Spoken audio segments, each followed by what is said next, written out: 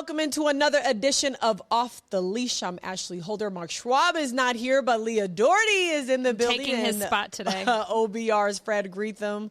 Listen, guys, we are getting closer and closer and closer to training camp, where we are roasting in the sun and figuring out what the heck this football team is going to do. The rookies report this Thursday, and then the veterans will report next Tuesday. Obviously, we'll be here for another podcast before. After that, we'll at least be able to know, like, what does this team look like? We'll be able to talk about them throwing the pads on and everything else. But until then, we are just still talking about how crazy this team is and what is going on.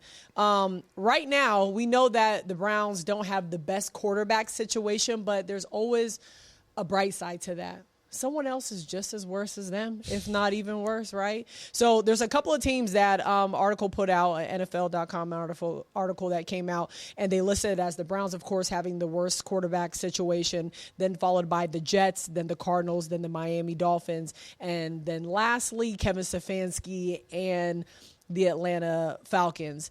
When you look at this, Fred, I mean, the Jets are not that much better off than the Browns. I mean, you'd have to say, like, you know, there's a couple, obviously all these teams, they're still all trying to figure it out. The only difference is they don't have a guy worth $230 million on their roster. Yeah, I mean, all things being equal, it's tight. Obviously, the Watson, the contract, and his poor performance to date and injury. But it's hard for me to think Geno Smith, you know, is better than what the Browns have after what I saw. And I didn't watch him all last year, but that Browns game against the Raiders, whoo, that was bad. So I think it's a slap a little bit on Shedeur, you know, and Watson, you know, that one of them ought to be able to be at least that good. That's kind of how I view it, too, is when you look at the Browns quarterback room, we just don't know. And I think there's a lot of potential there. I think there's more potential there than there is than this list you mentioned, like we talked about with Geno Smith or Jacoby Brissett. Or I think there's more potential in the Browns quarterback room. Will Deshaun Watson get back to what he used to be? I don't know. Will he even have the opportunity to get back to what he used to be? I don't know. I think Shedeur will take a step forward. It would be hard to take a step back from where he was at last year. So you would think with a year under his belt and off season and everything, seems like he's really been hitting it off with this coaching staff as well with Monken. So if whoever they give the opportunity to be the starting quarterback, I think there's real potential for them, for this offense to be, I don't know if I want to say great, but good, certainly better than they were last year. And functional. I love that. At least be functional and not the worst in the league.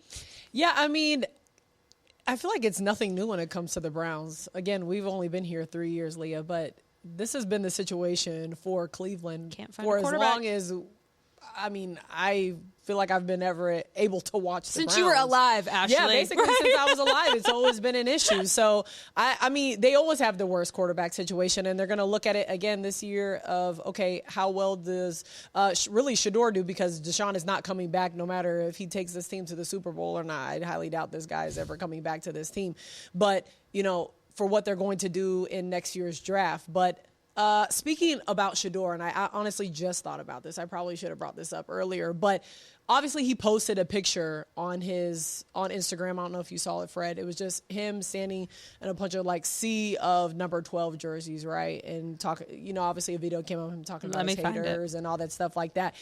Rex Ryan had retweeted it and literally said, "Get a load of this kid. Great talent needs to realize as a franchise quarterback, there has to be more than me. Come on, man." Obviously, that just riled things up. His brother said stuff, you know, then Shedeur. Like, what do you think about that? You know, he doesn't. I've been struck since he's been here. I don't know about you guys. I thought he was a completely different type of personality than what he was portrayed. And since he's been here, I felt like he's been humble and you know, he doesn't talk about himself a lot, but they do put out a lot of social media things but him taking the winter and spending it here, that doesn't seem like it would be what I would think the prototypical persona of Shedeur Sanders. And even getting along with Deshaun Watson and going down to Florida and talking. Every time you try to ask him a question about it, it's always about the team. And, so I haven't seen that persona. He's out with the kids a lot. He's out in the community. I haven't seen a me guy. And he doesn't talk that way, at least around the players or around the media. He doesn't. I feel like people make it a me thing because they're so focused on Shedeur. I don't feel like he's the one doing that. Well, he's a lightning rod for anything. So anything he posts, mentions, talks about, like national talking heads, everyone's going to talk about it. That would have been the case if social media was as big when Deion was playing. Oh, yeah. That is exactly what Deion was. Well, Deion was still controversial. He gets it from Deion. Yeah. Deion was still controversial. You love him or you hate him, whatever. And that was pre-social media. And so I think no matter what he does, it's going to be looked at under a microscope. It's going to be heavily criticized. I think winning and playing well solves all of those problems. I think everyone is okay with however you want to present yourself on social media if you're going out and winning. I also think, too, in today's day and age, I believe he streams, right? And has a business and does a lot of these things with his brand in the era of NIL and all this stuff. Like, these guys are also managing and maintaining their own brands. And so if he's doing that on social media and posting XYZ, but the work on the field can back it up, I don't see any issue with stuff like that. And also, to Fred's point, he did stay here in the offseason. He is always doing a lot of stuff in the community. And something else that a lot of people probably don't see is a lot of times the Browns will do dueling podiums when we're getting media availabilities and we're talking to different players. And everyone knows that as soon as Shedeur walks over to a podium, all the media is going to rush to that podium. And so I think it was Isaiah Bond maybe was speaking, a few weeks ago when we got to talk to them. And Shedeur always waits off to the side and is like, I'm going to wait for the guy to finish because I know that I'm going to pull the attention because that's just what he does. Yeah. And so when you talk to any coaches or players and they talk about him and his work ethic, I think that's very telling as well. He's going to be criticized no matter what he does. Any quarterback of any NFL team is going to be scrutinized, but especially when you're Deion's kid, he knows that comes with it, and I think he likes to play into it some, too. Yeah. Why would you not? So it doesn't bother me. This also comes off of a weekend that he held a free youth football camp for 500 kids, and they were so excited to see him, and then you, get upset about him having a photo People with his just jersey like to criticize there. him. It is what it is, but he's I think he's used to it. He's known that, and this didn't start now. That was happening at Colorado when they were talking crap about Colorado and things like that. And it's only going to continue. And it's going to be probably, who knows, even worse if Deshaun is named the quarterback. And as soon as Deshaun has one pick, it's going to go crazy. So it's going to be a season. Game, the third game, they play 2 on the road, come home. Yeah. If they're 0-2 and he's still rolling with Deshaun, it's going to be not much patience. And that's what goes back to the rankings. That's why I feel like with Shedeur, at least there's a little unknown because he didn't really play much. He played 7 games to see how he improved. And so with Geno Smith or Deshaun Watson, you don't feel like there's a lot of upside with these guys. There could be upside we don't know with Sanders. Because those guys, I feel like you kind of know what you have out of them. Maybe Deshaun would look a little better than the past Deshaun we've seen. But, yeah, there's more potential when it comes to looking at Shedeur than some of these older guys we've seen for a while. Yep. That's why I'm saying with the Cardinals, maybe we'll see a little Carson Beck out there. Yeah, Miami Hurricanes out there. Who knows? All right, we're going to take a really quick break. We'll be right back with, I was going to say Mark Schwab's True False Question of the Week. It still is. It is Mark Schwab's True False Question of the Yes. Week. It's just that he's not here. He's here in spirit. We'll be right back.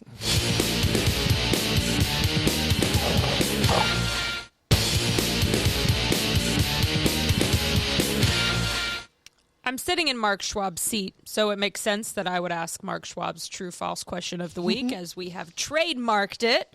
So ahead of training camp beginning on the 29th, literally 8 days away for us, which is crazy. True or false, Cedric Tilman will make the Browns roster this season? Now we can start with you, Fred, because I know you're currently writing about this. Yeah, for the OBR, I'm going to have a way too early 53-man projection. They're starting camp next week with 90 guys. They got to get down to 53. So a lot's going to happen. Injuries, all kinds of trades or whatever. Interesting, I'm going to say true. Okay. I've gone back and forth with this, and I haven't made the final decision for the article, but Cedric Tilman was a de facto starter last year, and I know they like him a lot. They handed him the starting job last year with no competition, and then he had injuries again. And they drafted a first-round and a second-round wide receiver to go with Jerry Jeudy, and Isaiah Bond is coming on as a highly thought-of receiver. So I think this is, with Tilman, his salary this last year of his contract is something like $3.5 million, similar to Jerome Ford last year. And Jerome Ford took a pay cut and guaranteed money to stay, and that's why ultimately Nick Chubb was moved on from. So that could happen with Tilman, but if he refuses and stays at the $3.5 million, they may just decide to go with they signed Tylan Wallace, free agent wide receiver. So I don't think they'll keep more than 5. If they keep 6, Tilman could make it. And I would say true also because for the salary reasons you mentioned, if he maybe did take a pay cut and would stay too, but also there's a lot of young receivers. There's not a lot of experience in that room. There's a lot we're excited about because a name that's not Jerry Jeudy just sounds exciting right now. Yeah. But you have Boston, you have Concepcion. Like, those are young guys that don't have NFL experience yet. You can imagine there's going to be some growing pains. You can't imagine those guys to just step in and immediately be really productive, especially with a new quarterback and what have you. And then you look at Isaiah Bond, like, he still doesn't have a ton of experience either. He played last season, obviously came in late. Was it during training camp or when? Yeah. So he came in later too, obviously. And so it's just a really young room right now. And if Cedric Tilman can stay healthy and provide that veteran presence, I think he would be valuable to have on the team. But whether or not that room is already too crowded, and that's why training camp will be really interesting to see, is how these young receivers stack up, because we just haven't obviously gotten to see a large sample size out of them. So that's what I'm looking forward to, is seeing, can Concepcion, clean up the drops and some of the concerns that we had about him and Boston and stuff. That'll be interesting to see. Yeah, I think I would. Undecided. No, I knew it. I just couldn't remember how he worded it. It was if he will make the roster. Yeah, I will. One day I'll get this right. One day, I don't know. But I would just say true, because we don't, and I only say true just because, this team has this. These guys could go down like flies. They'd probably be like, we probably should keep this guy around. Not because I don't think they look at him and say, man, this guy probably has a lot left in the tank. I mean, he does, but I don't think they're probably looking at him to fill a big role. I think it's just simply to have him there for depth. And I also think it really depends how he performs in camp. If he goes out there and just eats grass, then I don't think he's gonna be there for very much longer. But I also do agree with you of saying, if Isaiah Bond has a really good camp, I think that it makes it a lot harder for Tilman. You know what I mean? Like, he's got great size, but they could look at Denzel Boston and say, man, this guy might be everything we thought that Tilman was going to be. And then he has a really big problem. And does he want to take the pay cut? What if he doesn't get this money anywhere else? And this is what he needs, I don't know, to live on or whatever. You could be bouncing from practice team to practice team. Who knows? And you say, I'm not going to do what Jerome Ford did because he took the pay cut, didn't play, and was out of here. So what do you get out of that in that case? But I just don't really truly expect to see a lot. Just in general, I don't think we will see Tilman a lot at all, whether he is on, if he's on the team. I just really don't think. I think between the receivers they have and wanting to see what Concepcion can do, and Boston, and then Jerry, and then and Bond as well, and then obviously, tight end that led in Harold Fannin. Harold Fannin, you know what I mean? Like, this guy might be leading again for all we know. So, well, it's Andrew Berry, by the moves he made, kind of tells you, but he makes the decision, and he's long suffering with his draft picks, and he thought really high of Cedric Tilman, third round pick from Tennessee. So, all right, Fred, I think it's make it or left break that part it. out of there. Okay, I like Cedric. We bond pretty well. Don't bring my Vols into this conversation. Well, I'm just saying. It should be a positive. Yeah, I thought no, he's not playing good. He just hasn't been able to stay on the field consistently. He got hurt a lot. Yeah, and that's the big thing why I say maybe, that helps him, right? Yeah. Like you said, with the experience, as well as they got to have a lot of guys in certain positions, because the way that they have been dropping like flies, you really don't know. And especially, I wonder, too, a guy like Monken, if Jerry is playing the way he's playing or having those drops again, will he be that guy to be like, hey, sit him? You know what I mean? Will he make that move? Because we did not see that from Stefanski at all. I think he totally will. That's what I was thinking, too, is I was like, maybe a better true-false question, and we could talk about it later weeks, because I know we're trying to stretch out good off-season content, will be, is Jerry Jeudy going to end up being wide receiver 1 for this team or not? And I do think... That's a good camp question. Yeah. While camp is going on, because then we can see. Yeah. You know what I mean? Uh-huh. And I'm excited for the pads, because I feel like we need to know those type of questions. And I do think Monken is the no-nonsense guy that this team absolutely needs, where it's like, no, if you're not performing, goodbye, No veteran days off. He already said that, you know, and there was always 8 to 10 guys standing on the sideline. Yeah. And so they might not have anybody left by the regular season, but they're going to be tough. Well, and also, too, like, those are privileges you shouldn't be afforded if you're a losing team. Yeah. Like, veteran days off and stuff like that. Like, if you're a losing team, that's not a privilege you get. Yeah. You need to be winning. 3-14. And that's why I also think, like, no matter what, I know this is kind of getting a little bit off topic. What I'm about to say is why I don't believe the whole, like, they're excited about the quarterback competition. Nobody wants to go into training camp not being able to know who their quarterback is. And then whoever that guy is going to be, they've already lost a bunch of reps. You're already still trying to focus on 2 different guys, and while they're somewhat the same, they're not the same. You know what I mean? So it's like you want to get the guy down, and I truly hope we're not doing this the entire camp. I mean, I hope that a decision can be made. Like, this is who we're going with, and we're not going into week 1 like, ooh, I think who we might see. August 20th, the Bills are coming in to practice, and on the 22nd, they play the Bills in the second preseason game. That week would be the drop-dead date, because then the following week is the dress rehearsal.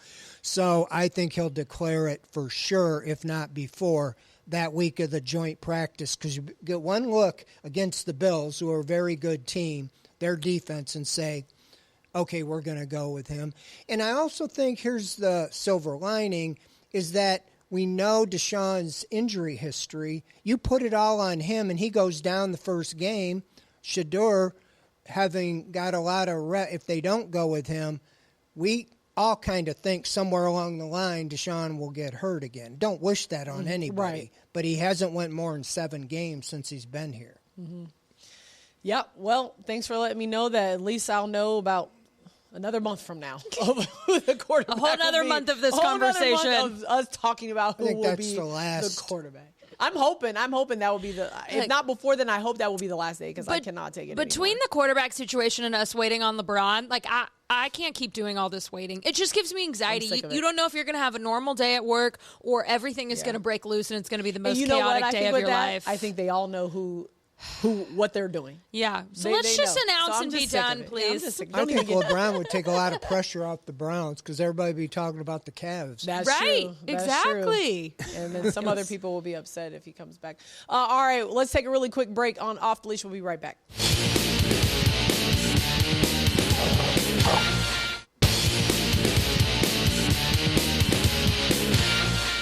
All right, welcome back to Off the Leash. All right, so the Baltimore Ravens signed center Ethan Posick, and it came out that it was just a 1-year deal for $4.5 million. It kind of makes you wonder, Fred, why did the Browns just not bring back Posick for $4.5 million? I mean, that's not breaking the bank. Back at the beginning, he had the Achilles. I was told that he had a setback, and I don't know if that setback put it past the Browns' timetable where they felt like we can't wait and take a chance on him not being ready, because as it is, Posick wasn't ready for the whole offseason program. He had a new coach. So I think they just decided, let's just turn it all over. But I do think when you got center, if you would have just signed him, he's your center, and then Elton Jenkins can play right guard, where he was a Pro Bowler twice. So that was a little strange, because it wasn't, they gave a couple guys a lot more money than that. Even if you gave him a 1-year deal, he liked it here, and I think he would have come back for the same money. As it stands right now, like what spots on the O-line are up in the air? Well, 4 of the 5 spots, the players, but they're trying to determine if Elton Jenkins, the guy they got from the Packers, is going to play center or guard, right guard. Right now he'll probably open the season. But I do think if Parker Brailsford, the rookie they drafted from Alabama, if they think he's ready to start the season as the center, they would move Elton Jenkins to right guard. If they keep Elton Jenkins, which I think they will start the season there, the right guard will probably be Tevin Jenkins, who was the right guard last year after they benched Wyatt Teller. They brought Tevin Jenkins back as a free agent on a 1-year, kind of less than I think what they gave Posick. But to your point, you would have just brought back Posick. That would have been settled. Right. So, but I think it might have been the health uncertainty, if he was ready to go or not. It'd be kind of a gamble to not make a move, in the offseason at center. Yeah, that's kind of what I was wondering. What was my point I was going to say about that? I had something further I was going with on that. But you would think that would have just been kind of the easier no-brainer move. But if you had talked about a setback and they wanted to move on and get as many spots locked in as they had, and already they felt very confident saying 4 out of 5, so they must feel really confident in either the rookie or just. Yeah, it'll be interesting to see how they kind of mix Jenkins that up during training camp. Hasn't been the most healthiest either, so it's like right. if that would have been the case with Posick, it's like okay, you still brought in someone that is really good, but also was hurt still, and wasn't practicing. Been the evaluation of the new coaches. Maybe they said, well, he's not the type of center we want. You know, and that's the thing is they still have a lot of these guys. You don't want them to be. A lot of these guys have had to switch different roles outside of rookies, but have had to play out these different, positions because of however, what has happened with their O-line. And we know with the Browns, they were just shuffling people in and out everywhere. So I would think that Monken just wants to get this settled for even who their starters are and then those backups. So it's not a shuffleboard moving around in front of the quarterback.